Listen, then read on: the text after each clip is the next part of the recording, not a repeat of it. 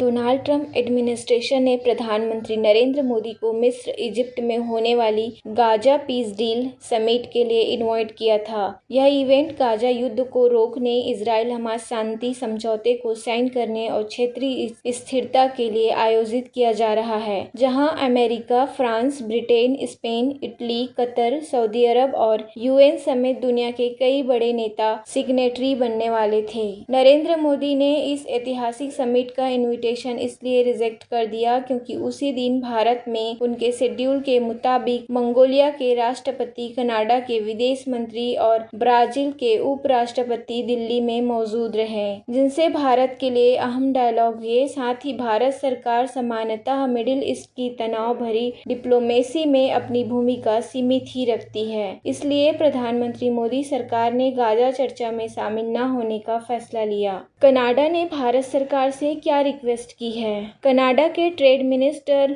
मनिंदर सिद्धू ने भारत के commerce and trade minister Piyush Goyal को कॉल करके भारत कनाडा के व्यापार संबंधों को पूरी तरह से रीस्टार्ट करने की रिक्वेस्ट की है। कनाडा की सरकार ने भारत से फोकस एरिया के तौर पर clean technology, AI, artificial intelligence, agriculture और क्रिटिकल मिनरल्स में ट्रेड टाई को बढ़ाने का अनुरोध किया है। दोनों देशों के बीच संबंध हाल ही में सुधरे हैं। हाई कमिश्नर्स की वापसी, सुरक्षा सहयोग और एक नया रोड मैप सेक्टर्स पर बनी है। अब कनाडा खास तौर से चाहता है कि फ्री ट्रेड एग्रीमेंट और व्यापार नेगोशिएशन फिर शुरू हो जाए ताकि दो तरफा आर्थिक सहयोग लंबा चले, जो कि पिछले पीएम के वक्त ठप पड़े थे।